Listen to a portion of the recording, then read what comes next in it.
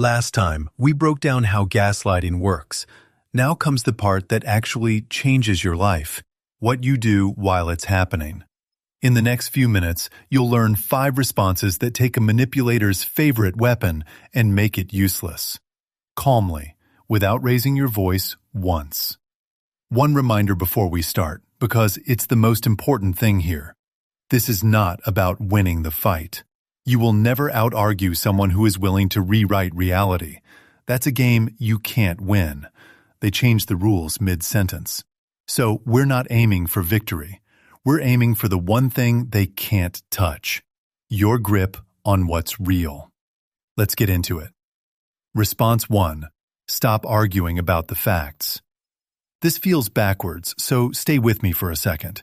When they say, "that never happened," every instinct screams at you to prove that it did. You pull up dates, old messages, screenshots, and the moment you do, you've already lost. Because now the whole conversation is about whether your memory can be trusted.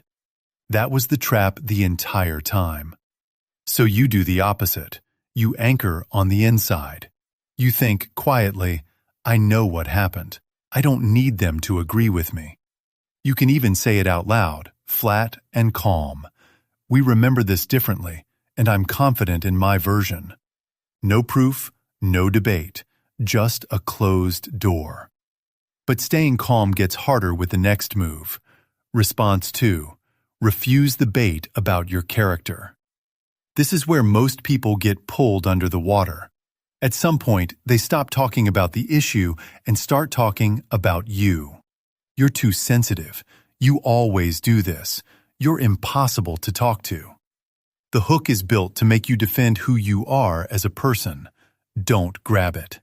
The second you start trying to prove you're not too sensitive, you've handed them the steering wheel. So you name it, gently, and step around it. This isn't about my sensitivity. It's about what was said. Then you walk right back to the point. Every time they swing at your character, you calmly return to the facts. It's boring for them, and boring is exactly what disarms them. But there's a response that holds up even when they escalate. Response 3. Use the broken record. It sounds almost too simple. It's devastatingly effective. You pick one clear sentence, the truth, stated plainly, and you repeat it. Calmly, without adding new material for them to attack. Say the issue is a comment that crossed a line. "I'm not okay with how that was said." They deflect. "I'm not okay with how that was said." They accuse. "I'm not okay with how that was said." You're not being cold. You're refusing to feed the machine.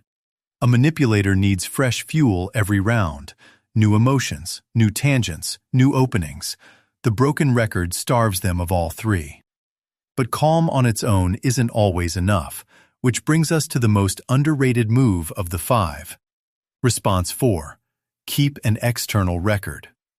Reality that lives only in your head is easy to rewrite. Reality written down is not. Keep simple, private notes. What was said, when it happened, how you felt afterward. Not to build a court case against anyone, to build an anchor for yourself. Because here's the thing. On the days you start doubting your own mind, and there will be days, you'll have something outside their voice to hold on to. This response is quiet, but it's the backbone of every other one. The whole tactic depends on you having nothing to check against except them. Take that away, and their biggest weapon goes dull. And the final response is the one that ends it entirely.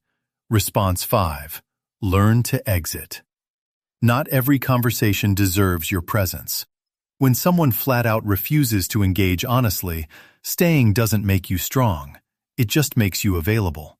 So you set the line, and then you actually leave the room. I'm not going to keep talking about this while it's being twisted. We can come back to it later. And then you go. No slammed doors, no fighting for the last word, just distance. Walking away isn't losing. Sometimes it's the one move on the board they can't counter. So let's line all 5 up. You stop arguing the facts. You refuse the bait about your character. You use the broken record. You keep an external record, and you learn to exit. Now notice what none of these ask for. Not one of them needs the other person to admit a single thing. Not one needs them to change. That is the entire point. Because here's the truth sitting underneath all five. You were never going to win by finally making them see you. You win the moment you stop needing them to. Their power was always borrowed. It was your self-trust, handed over one small doubt at a time.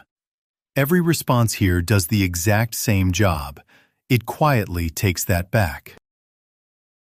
Rebuilding that trust is slow, so be patient with yourself. You're not learning to fight better. You're learning to stop abandoning your own reality the second someone pushes on it. So let me ask you something real. Which of these five is the hardest for you to actually do in the moment? Be honest in the comments. There's something powerful about seeing how many people wrestle with the exact same one. And if this gave you something you can use tonight, subscribe. Next, we go one level deeper into the 6 quiet principles of influence that make people say yes before they even realize they've decided. Once you see them, you'll never unsee them.